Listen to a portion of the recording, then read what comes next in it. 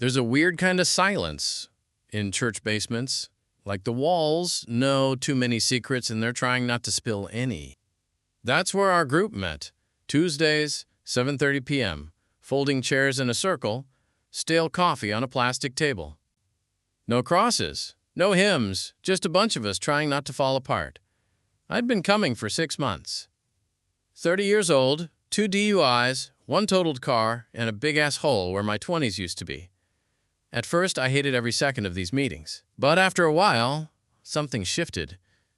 Maybe it was hearing other people admit they'd messed up too. Or maybe I was just tired of pretending I was fine. Whatever it was, I kept coming back. The week Ryan showed up, I almost didn't go. I'd had a crap day, got yelled at by a client, burnt my dinner, and managed to snap my only decent phone charger. But I forced myself out the door anyway, hoodie up, headphones in, no eye contact on the subway. I got there late, slipped in during introductions. The usual faces nodded. The usual stories floated around. And then, I'm Ryan, a new voice said. I've been sober for like 5 weeks.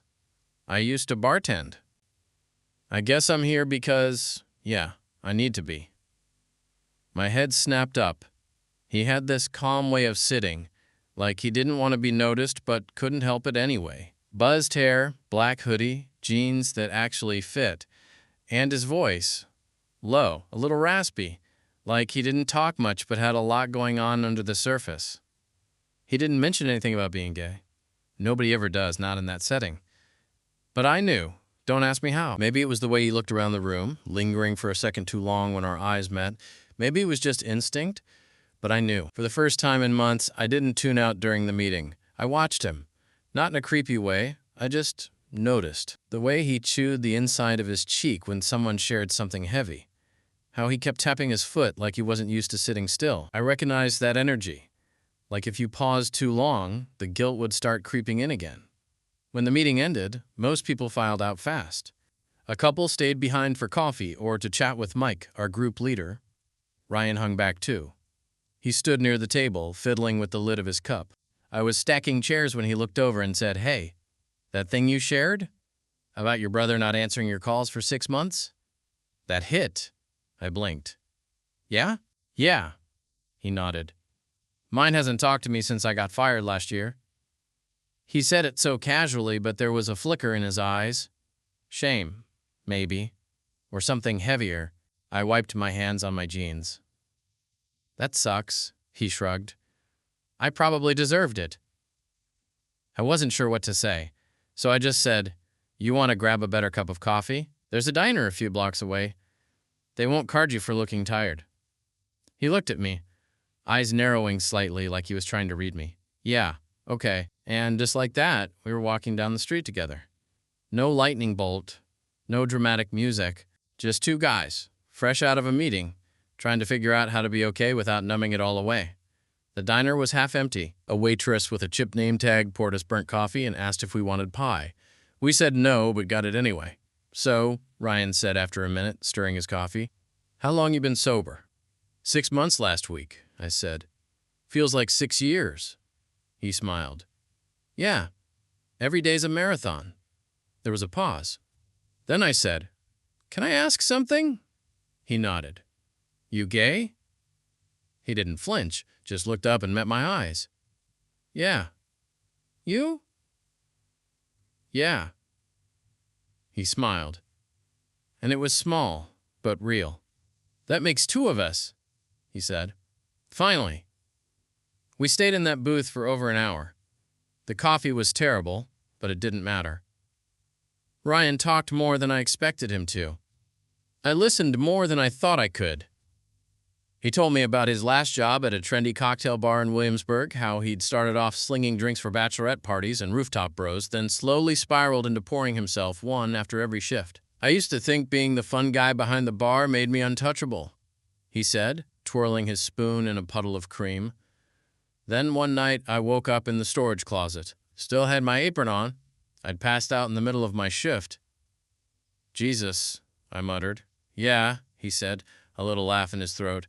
"Got fired the next morning. I don't remember getting home." Or the week after. I nodded, sipping my cold coffee. I used to drink after work to take the edge off. Then I was drinking before work to deal with the hangover. Eventually, I just stopped working. He didn't say anything for a moment. Then, what made you stop? I hesitated. I almost hit a kid. I was driving back from a party. I wasn't even blackout, just buzzed, careless. He ran into the street chasing his dog, and I slammed the brakes in time. Barely. But I saw his face, that shock, like he knew I wasn't supposed to be behind that wheel. Ryan stared at me for a long second. That's heavy? Yeah. There wasn't much else to say. Eventually, we paid and left a tip that was way too big. The night air had turned colder, the city humming in that weird, quiet way it does after midnight. We walked side by side without speaking. It was comfortable, familiar somehow, like we weren't strangers anymore. You live far? He asked. 10-minute walk, I said. Just off Atlantic. He nodded. I'm over in Bushwick. Took the train earlier. I hesitated. You want to crash at mine tonight? I mean, couch is yours if you don't feel like trekking back. He raised an eyebrow. You sure? Yeah. It's not a thing. Just figured you might not want to be alone. Ryan looked at me for a beat longer than necessary, then nodded. Okay, yeah, thanks. My apartment's small. Studio with a sad plant in the window and furniture from Craigslist. But it was clean, and it was mine. I tossed him a blanket and pillow from the closet, apologized for the lumpy couch, and offered him some water. He took it all without comment. I could feel him watching me while I set up the blanket. You live alone? He asked. Yeah. Roommates didn't work out. I like quiet. He smiled faintly. Me too. I stood there for a second, not really sure what to do with my hands. The air felt heavier than it should have, like there was something else waiting between us. But I didn't want to make it weird. This wasn't a date. This wasn't anything. All right, I said, nodding toward my room. I'm gonna crash. Let me know if you need anything. Jamie, he said, just before I turned off the lights. Yeah? He looked up from the couch. Thanks for tonight. I don't know if I would have made it through without someone to talk to. I held his gaze for a moment, then nodded. Anytime. I closed my door behind me, lay down, and stared at the ceiling for a long time. It had been a long time since I'd wanted someone in my space.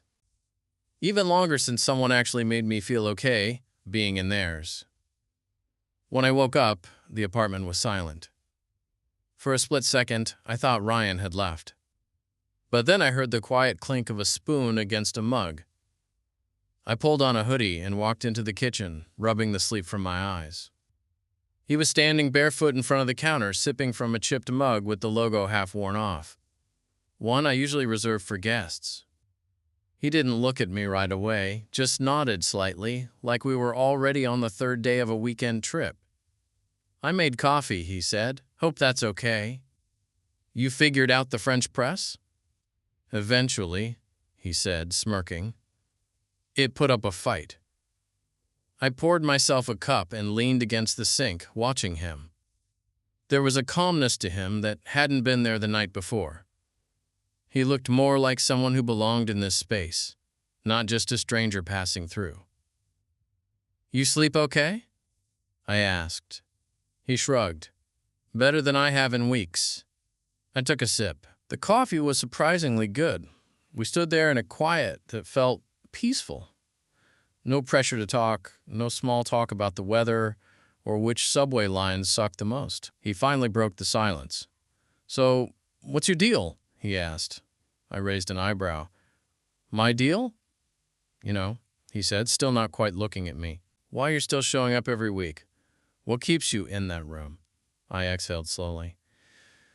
Because I'm scared of what happens if I stop. He nodded like he understood that completely. Yeah, he said. Same. We didn't talk much more that morning. He left around 10, said he needed to get home and do laundry. But something in the way he said it didn't feel like a brush-off. He lingered by the door like he wanted to say something else but couldn't find the words. See you next week? I asked. He looked back over his shoulder. "You'll be there?" "Yeah." He gave a soft nod. "Then I'll be there." And then he was gone. That week crawled. I tried to stay busy, worked late, hit the gym more than usual. Even texted a friend I hadn't seen in months, just to fill the space. But everything felt slightly out of sync, like something had shifted, and I wasn't sure what. Every time my phone buzzed, I hoped it was him. It never was. When Tuesday finally came, I got to the meeting early, set up chairs, brought a box of donuts nobody asked for. I felt like an idiot. But at 7:34, he walked in. Same hoodie, same quiet presence. But when he saw me, he smiled. Not the polite kind, the kind that says, "I was hoping you'd be here too." After the meeting, we didn't even pretend not to leave together. We walked in silence again, this time closer, our arms occasionally brushing. He came over without asking. I offered him the couch again, but he just looked at me like I was being ridiculous. "You mind if I sit on your bed?" That one caught me off guard. I hesitated. Sure." He walked into my room like it was normal, like we'd done this 100 times. Sat cross-legged on the comforter, drinking water from the same mug as before. I stood in the doorway for a second before finally joining him. We didn't touch. Not that night. But we sat there talking until almost 3 a.m. About old hookups. About the first time each of us realized we couldn't keep drinking like everyone else. About that weird feeling of being gay in spaces that were mostly straight, even recovery spaces. About how isolating it felt, and how strange it was to find comfort in a stranger. Eventually, I laid down. He stayed sitting, then leaned back. His shoulder touched mine.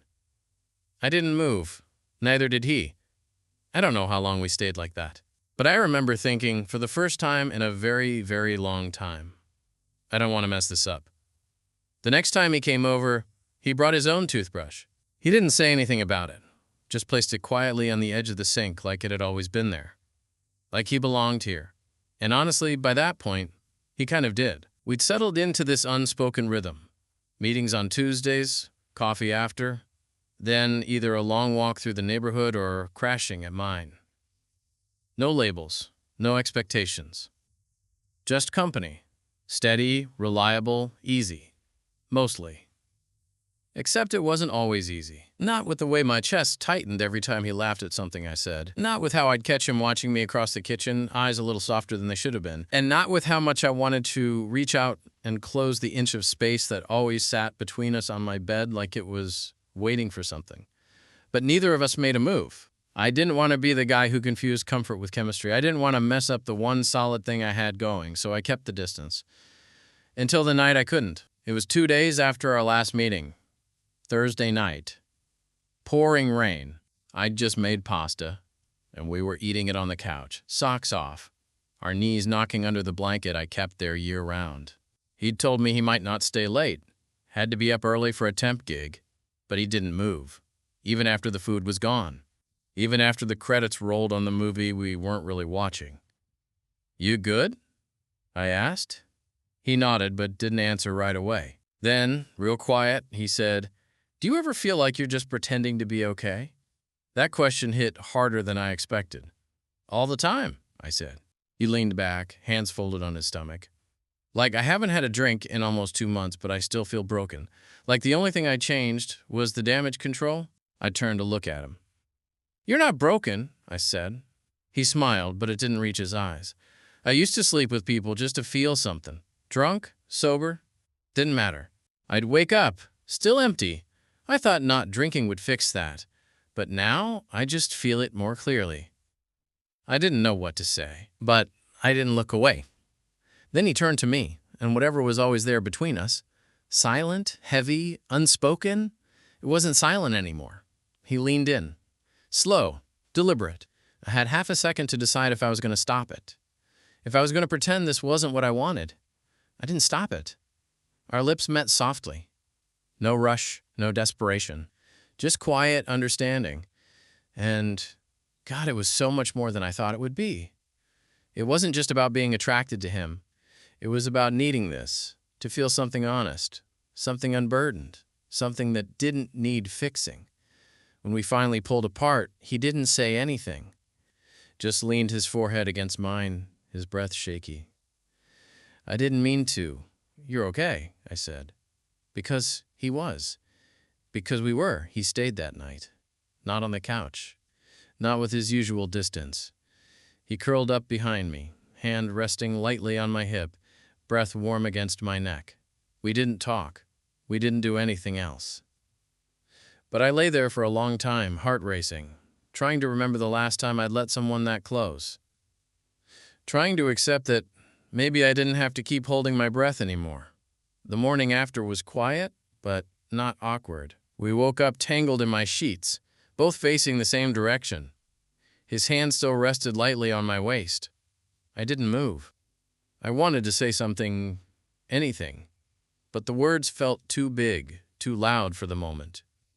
So I just let it sit, that soft silence between us, filled only with our breath and the occasional sound of a car passing outside. Eventually, he stirred. I should probably go, he mumbled, still half asleep. You don't have to. He paused, then said, Yeah, but I think I should. I nodded against the pillow, even though I hated how final it sounded. He got dressed slowly, folding the blanket back with care, like he didn't want to disturb the space more than he already had. He didn't look me in the eye. Before he left, he hovered in the doorway. I'll see you Tuesday? Yeah, I said. Tuesday. And then he was gone. The thing is, I didn't expect everything to change overnight. I wasn't waiting for him to declare something. But I thought maybe things would feel different. Instead, he pulled back.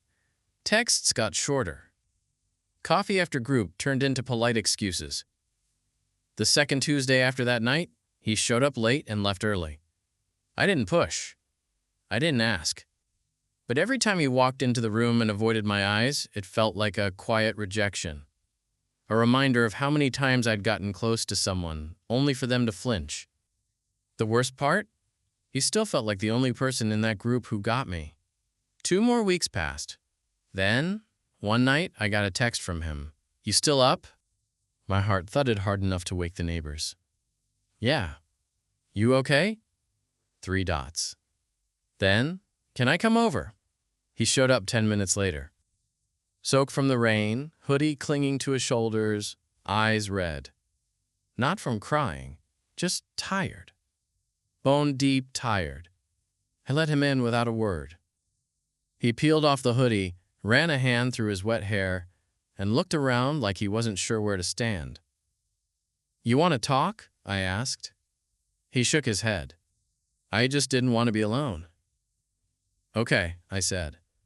And that was enough. We sat on the floor, backs against the couch. He rested his head on his knees for a while. I didn't fill the silence, just waited. Eventually, he whispered, I don't know how to do this. What? This, he said, glancing at me. You? Us? Being close? Without fucking it up? My chest tightened. You're doing great, I said softly. He looked at me, finally, and there was so much fear in his eyes it almost broke me.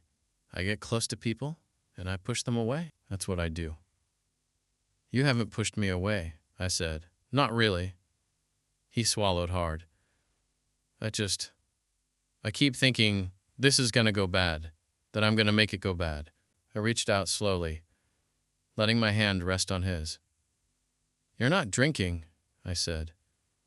You're not lying. You're showing up. That's more than most. He didn't say anything for a while. Then he turned his hand over, laced his fingers with mine. We stayed like that, pressed together on the floor, our hands warm between us. And I realized something then. He didn't need me to save him. He just needed someone to stay.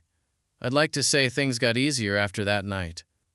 That once Ryan finally let himself lean on me, we settled into something solid, predictable, safe. But if sobriety had taught me anything, it's that nothing is a straight line. Progress zigzags. People relapse, not always with alcohol, sometimes with old patterns, with silence, with the fear of being seen.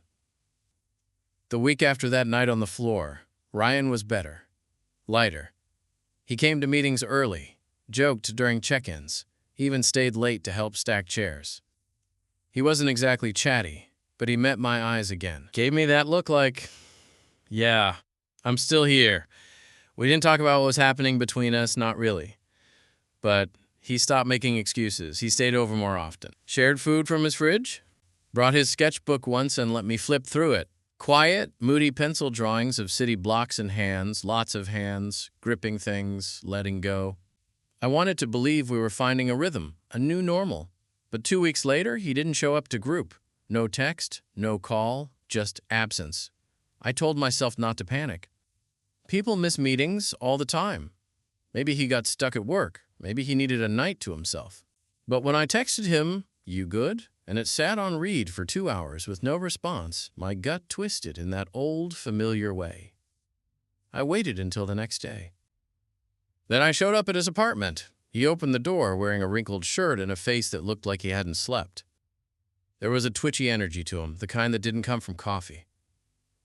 His eyes flicked away when he saw me. "I was going to text you," he said quickly. "Yeah? Yeah. I just didn't know what to say." I stepped inside. The place wasn't a mess, but it felt off. Too quiet. A half-drunk bottle of orange soda sat on the counter. A balled-up hoodie in the sink. "You drink?" I asked. "No," he said instantly. "God, no, I didn't. I swear." I looked at him. He looked away again. "I didn't drink," he repeated, softer. I almost did." I sat down on the edge of his bed. He stayed standing, pacing a little, like his body couldn't decide where it belonged. It was stupid. I walked past my old bar. Just for the hell of it, I told myself I was fine. Then I wasn't. I stood outside for like 30 minutes, watched people walk in. I even touched the damn door handle. He rubbed his hands over his face, hard. I thought if I went in, nobody would know. You wouldn't know. "But you'd know," I said. He froze. His shoulders slumped. "Yeah," he whispered. Silence stretched out. Then he sank down next to me, didn't touch me, didn't look at me. "I felt like shit afterward," he said. "Like I'd already failed, even though I didn't do it." I nodded slowly. "That's how you know it's real," I said. "Wanting to drink and not doing it. That's the fight. And you fought." He looked at me. His expression cracked open for a second. I didn't want you to see me like this." I let that hang there. Then I said, "Ryan, you don't only get to show up when you're perfect." His throat worked around the lump I knew was there. He blinked fast. "Can I come over tonight?" he asked. I nodded. "Yeah." He leaned his shoulder against mine, tentative, like he wasn't sure if he deserved it. I let it stay there. That night, we lay side by side in my bed again. Neither of us slept much. But neither of us was alone. Some nights, that's all you need. Not answers. Not declarations. Just someone to turn toward when the worst part of yourself shows up. There's this point in sobriety where you stop running from who you were and start facing who you are now. It's not as dramatic as it sounds. There's no music swelling in the background. It just sort of happens, quietly, when you least expect it. That shift came for Ryan on a Sunday afternoon. We were sitting in my apartment, sharing cheap takeout and watching a documentary neither of us cared about. He'd been unusually quiet all day, not in a moody way, just distracted, like something was pacing around in his head. I was halfway through my lo mein when he set his food down and said, "I lied to you." I paused. "About what?" He picked at the edge of his container.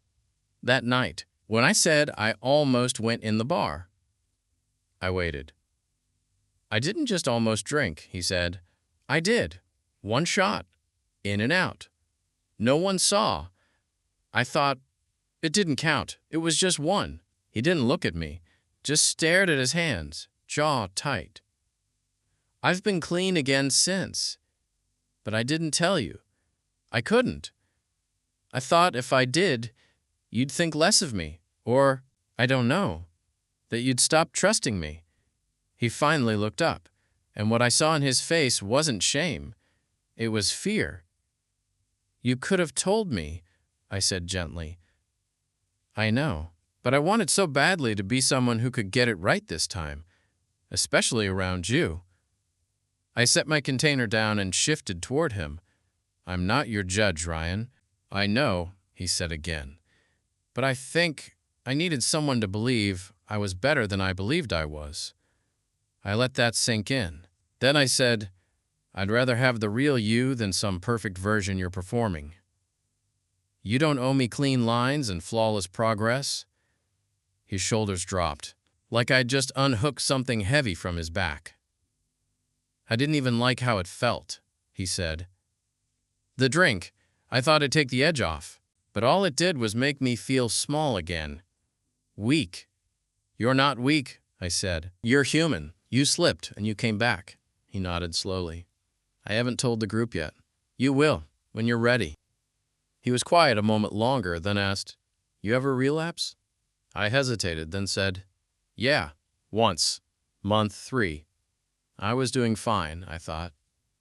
Then I had this fight with my brother, and I just cracked. Bought a pint of whiskey, drank half of it, and spent the next 2 days hating myself. What'd you do after? Threw the rest away. Told my sponsor. Then I went back to the next meeting and owned it. He nodded again, slower this time. You're braver than me, he said. No, I replied. I just got tired of lying. Ryan leaned back against the couch, his head tipping toward mine. Can I ask you something else? Yeah. He looked over. What is this? You and me. Are we just holding each other up? Or is it more than that? My stomach fluttered in a way I hadn't felt in years, not with anyone. I don't know, I said honestly, but I want to find out. With you. His lips parted slightly, like he wasn't sure he heard me right. You do? I nodded. I'm not saying it'll be easy, but I think we're both tired of doing this alone. Ryan studied me for a long moment. Then he reached out and took my hand. And held it, just like that. And it wasn't dramatic or climactic or anything you'd see in a movie. It was real. 3 months later, we shared our story. It was a rainy Tuesday. Fitting, somehow. Our meeting group had grown familiar with us sitting side by side. There were whispers, sure. Quiet nods, curious glances. But no one said anything outright. That night, Mike asked if anyone had something they wanted to share. Ryan squeezed my hand. I do, he said. He stood slowly, rubbing the back of his neck like he wasn't quite sure what words would come out. But he looked at me once before he started, and I saw something steady in his eyes. I relapsed a while back, he said. 1 shot, didn't tell anyone, felt like shit afterward, thought I'd messed up everything, but I came back. There was a pause. I'm not saying that to ask for sympathy. I'm saying it because I used to think slipping meant starting over, that it erased everything I'd done right. But it didn't. It just made me want this more. He glanced back at me, and part of what kept me coming back was someone in this room who didn't let me disappear, who didn't expect me to be perfect. My throat tightened. He sat down, and there was a moment of stillness before someone clapped. Then another. Then it was quiet again. After the meeting, a few people came up to talk to us. Nothing big, just simple, quiet affirmations. The kind that let you know you're not as alone as you think you are. We walked back to my place, hands stuffed in our jackets, shoulder to shoulder. You didn't have to say all that, I told him. I wanted to, he said. It's the first time I've told the truth before it got ugly. Proud of you, he smiled, a little crooked. Yeah. That night we didn't sleep with space between us. We didn't fall asleep on opposite sides of the bed or with hands hovering unsurely between. That night, I kissed him first. Soft, intentional, sober. He kissed me back like he meant it, like he finally believed he deserved it. There was no rush, no panic, just warmth and skin, and the slow realization that this, us, wasn't temporary. It wasn't about filling a hole or escaping guilt. It was about 2 people trying, choosing to try, again and again. Afterward, we lay tangled in the sheets, limbs knotted together, the city humming outside. Ryan pressed his forehead against mine. You know, he whispered. I used to think being loved meant being fixed. I nodded. Me too. But it doesn't feel like fixing. It feels like breathing. I didn't say anything. I just pulled him closer. Sometimes we still mess up. Sometimes the old habits knock. But now we answer them together. He was the only other gay guy in my sobriety group. And somehow, that small fact turned into the biggest thing I never knew I needed.